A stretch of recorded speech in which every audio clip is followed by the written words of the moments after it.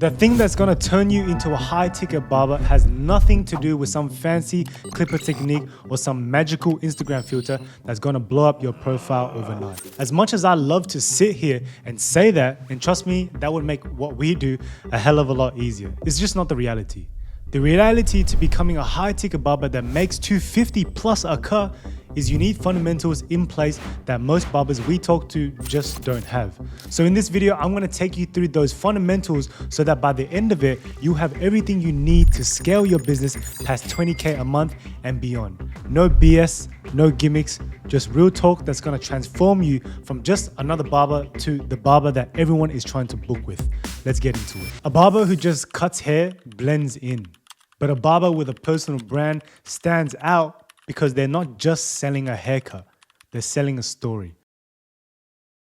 The thing is now, social media, barbering, this industry, it's competitive now. With the rise of this market, it makes sense for it to be competitive because the industry holds so much potential and people are seeing this potential and they're coming into it. So when there's more people coming into it, there's a lot more competition to compete with. So the bar to win now is a lot higher. But the other side to that is that we have so much more resources now. So what that means now is that people are looking for a connection.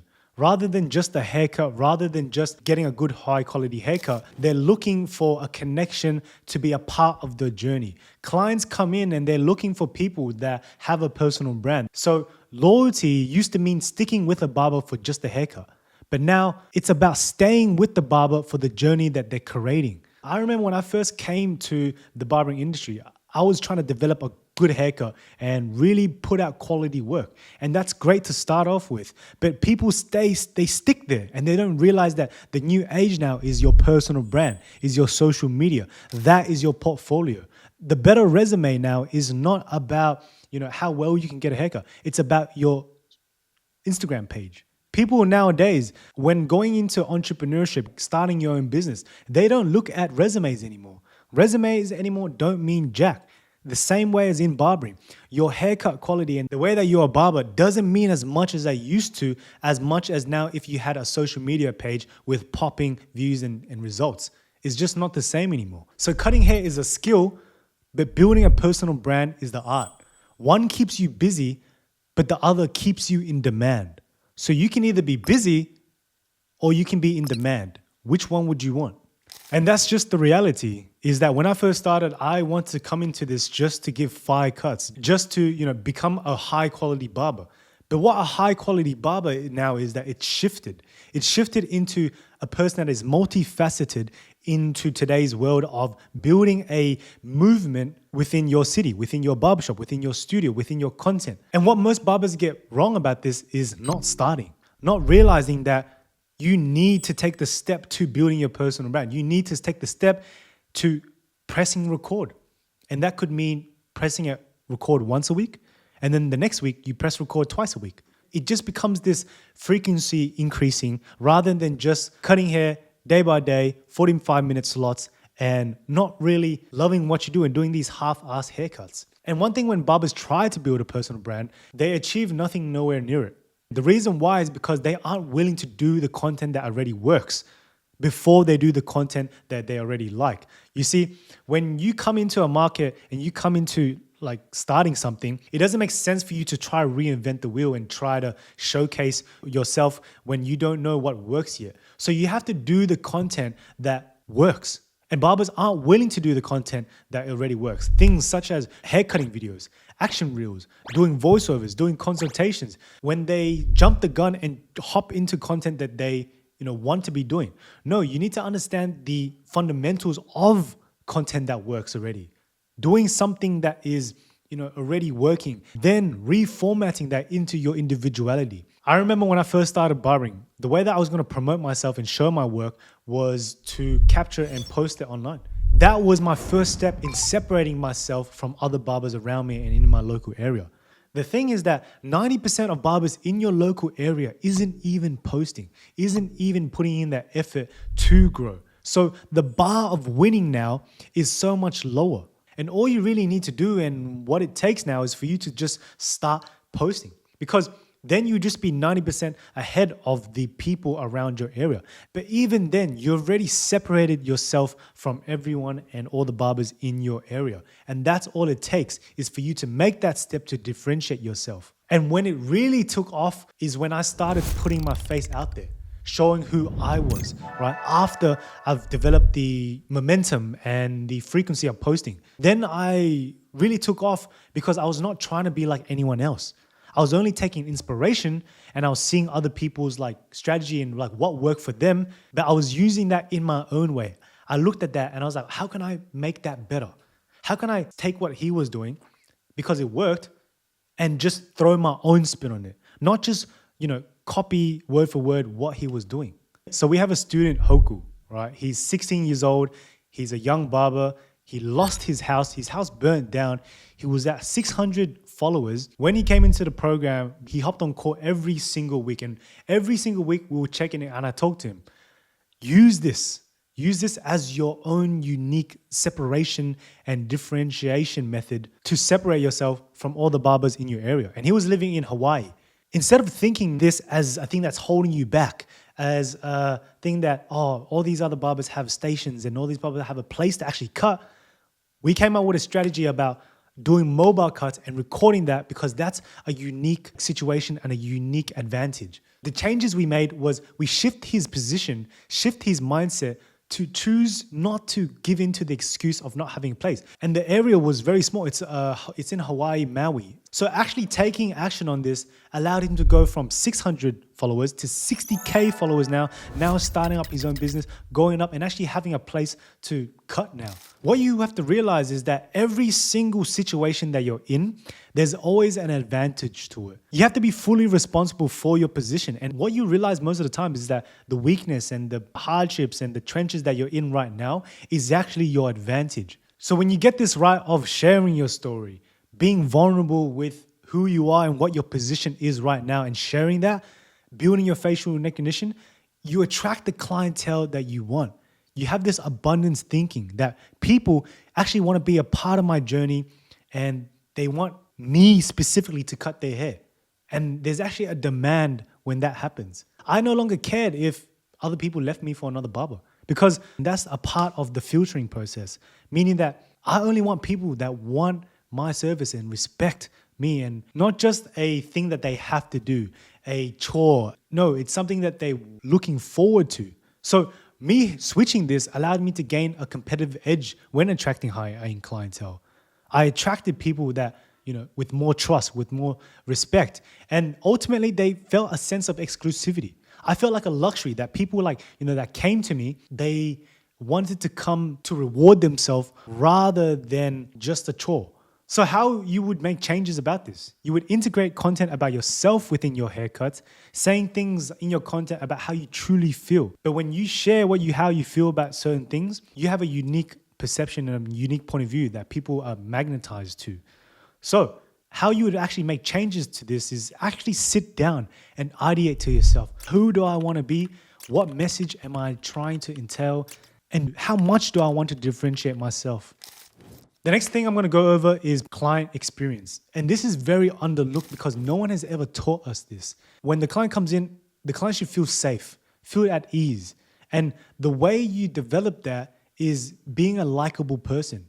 And being a likable person is a skill that all barbers must attain. You just have to honestly be a guy that people are willing to open up to. Why would you open up to someone that isn't that socially aware or socially intelligent? And developing these social skills such as connecting through humor, being able to understand jokes, give jokes, have a laughter, you have to have a level of intelligence because jokes have a hidden message under it which require a deeper depth of brain power to use. All of this client experience all adds up to why a person goes to us regardless of a premium price tag. Focusing more on the interaction than having fancy high-end products and extra services. People always think that getting a client experience requires the best tools, the best environment, the best products to put on, the most luxurious products. But in reality, it's more of the interaction. It's more about how the client feels talking to you. What most barbers get wrong is they are quite awkward. The reason why you're awkward is not them being like natural. You have to actually put some effort in and care about your client, have a sense of duty for them, and actually have empathy for the client. Position yourself in the client's shoes. So it's your job to comfort them and reassure them, hey, bro, you look amazing, man. One of the greatest skills to have as a barber is knowing how to bring the best out of people. Sometimes people come into a barbershop and they leave feeling worse because the barber shows no attention to them, shows no empathy. Great barber knows how to make a person feel confident, make a person smile, make a person laugh. That's bringing out the best out of people. Most barbers get this wrong. They overlook the importance of small details like smiling, greeting our client, saying, hey, bro, yeah, take a seat, bro. Like, I'll be right with you. You need anything? You need some water? Reading the room, communication, speaking to your client. A question that I had from one of my students is, what happens when I mess up or I feel tension from recording? The advice I gave him was addressing the elephant in the room. What do I mean by this is that, let's say you messed up, you gave a cut, you made a mistake, you made the client bleed. You have to own up to it straight away. Owning up to your mistake, it shows the client that you had a sense of responsibility. You addressing that addresses the elephant in the room. You have to address your mistakes. I'll be like, hey, bro, I accidentally gave you a little cut here. I just wanted to let you know so then you're aware of it. That shows professionalism. That shows that, you own up to your mistake and the thing is that barbers, we try to act like we're this perfect guy, have no cuts. When I'm a $250 barber and sometimes I accidentally nick my clients. You have to be willing to own up to it, just like how I'm owning up to it now. When you actually develop this trait, your networking ability gets better. The way that you talk to people, the way that you show respect to people, you realize that you're able to make better first impressions. You're able to give respect and people show you respect. And they all say that it's not about what you know, it's about who you know. So you master those first impressions and overcoming those like reading the room and those social capabilities to allow you to network in a higher manner. Through trying to improve your customer experience, you're able to improve how to over-deliver by creating an experience for your client. And when you create an experience for your client, it adds more value. Now with content creation, it doesn't make sense if you're a barber in this industry and you're not creating content, not recording, not posting. Because posting content and being in this field of barbering, it allows you to do 3 in 1. You can attract more clients by showcasing your work. You build a personal brand to share your story, and you build skills, valuable skills like marketing skills that are crucial for business. Every single business in the world, 50% of their growth comes from marketing. So barbering is an amazing entry point to actually build those skills. Most barbers get wrong is they wait on perfection before they start. They wait for the perfect haircut to start posting. Just like how when I first started barbering, I made sure every little piece of thing is perfect before I recorded. But that was also my downfall, is that it would actually halt me from pressing record. It would halt me from posting it. Oftentimes I would be like, I record a piece of content and it was actually not bad. I look back at it, it's actually not bad. It's like a 7 out of 10. But me just self-sabotaging myself, scrutinizing myself that, nah, this is not perfect yet. This is not like the quality of all the barbers I've seen. I didn't realize back then that you have to have a feedback loop. You have to have a point to improve on, not be perfect at it. You're looking to have a feedback loop on what you can improve each time. The turning point for me was just posting to progress rather than to be perfect. When you get this right, content creation actually makes your haircut better. It's not about getting the cut perfect first, then recording. It's recording to make your haircut better. Let me explain. Your camera has a different perspective. The phone, when you're recording it and you look back and when you're editing it and you're going through it, it gives you instantaneous feedback. You're able to look at that piece of content and be like, okay, I could have done this better. I could have done this better. And the next one, I'm going to do this. Instead of doing that, barbers try to be perfect straight away. They don't realize that it's a numbers game. It's totally a numbers game. It's not a one-off. Barbering, my opinion, has one of the greatest feedback loop compared to other industries. It's one of those industries that allow you to make corrections straight away rather than a long period of time. Like I'll give you an example of like other industries. Graphic designing. They are able to grab quick feedback on designs, allowing for immediate feedback and corrections and improvements. Real estate agents. Quick feedback from the client during a property viewing or negotiating to help them sell a strategy in real time. Sales. Just from like them being in front of them and talking, they can make an iteration like, okay, last client said this. I'll probably just switch my messaging. I'll switch this. They can make quick feedback. So using your phone to assess what you could have done better and being intentional with improving a specific thing. Like I want to improve my lineup. I want to improve my shear work next time. Right? I just want to get the texturizing part perfect. So instead of having the whole picture perfect, you're trying to get one thing perfect. That's where the shift begins. When you focus on being 1% better each day, you become 3.65 times better in growth in a year. And honestly, that's how I was able to grow and triple my growth as a barber. I went from $30 a cut to $250 my growth when I started focusing on 1%. So how I would take action on this and actually start implementing this is using a notepad after your day and writing down your strengths and weaknesses, self-analyzing, writing down things you can improve on. I had a little book, and I'll have a sheet and pen. I even have it right here. It's right here. And I would write down like things that I wanted to improve on each day. And I'll write down, okay, I could have done this better. I realized that my client, he didn't, felt comfortable. And I wonder why. So you self-analyze. You write down things you can improve, just notes and maybe ideas, having almost like a barber journal at the end of your day. Let's talk about client retention.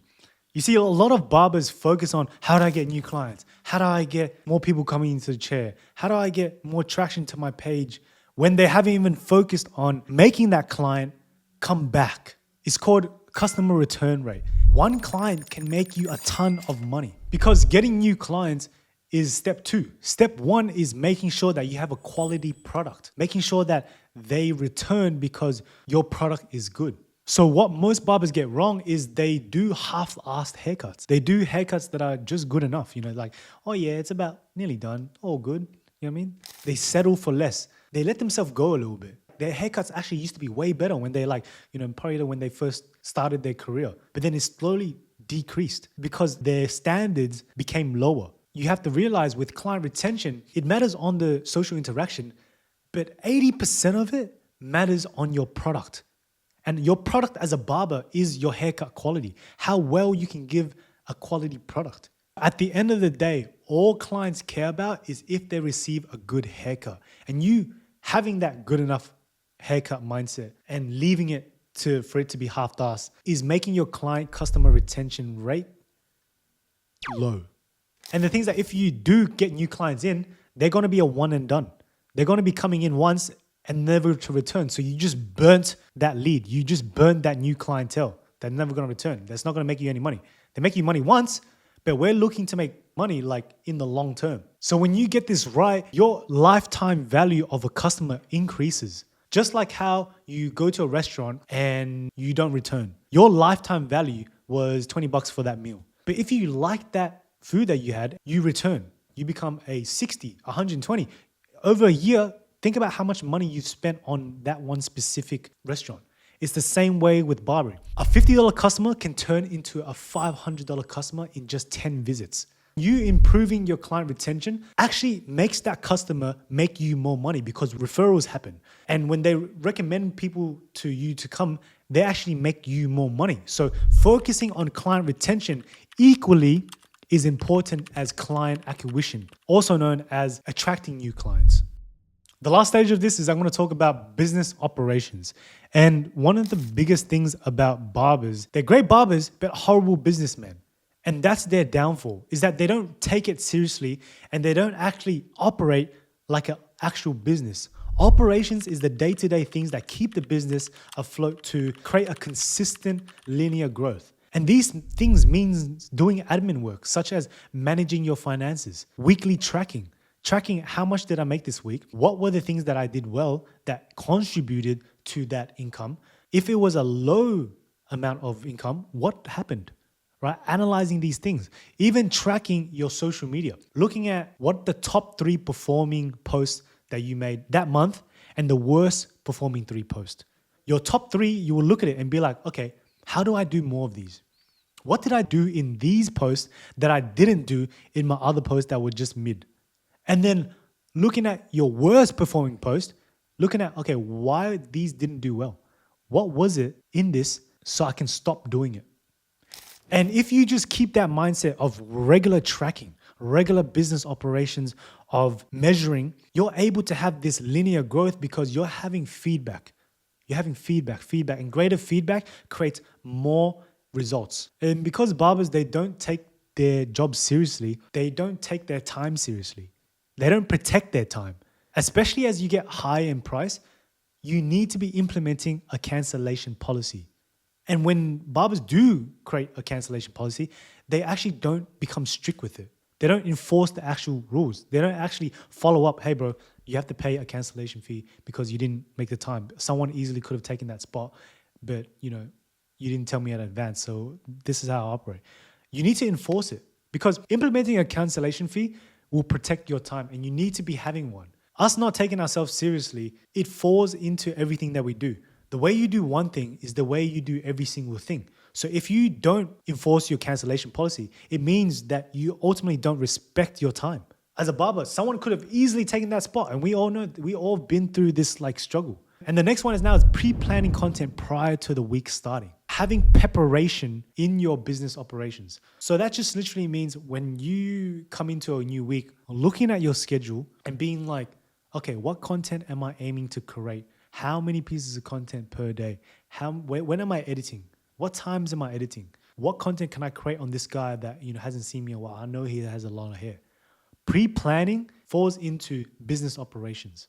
This could also mean managing your editors. If you have editors in your team and you have a team that operates your content, you have to be the one that's giving them ideas, doing weekly pays, training them up, giving them like trends in the market that we want to do or any ideas that you have. I'm a big proponent on getting people in your team and building a fostering relationship, building a team that you can grow with.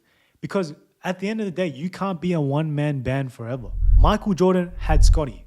Kobe Bryant had Shaq. He didn't do it all himself as much as you'd like to be that lone wolf. You need a team to help you scale.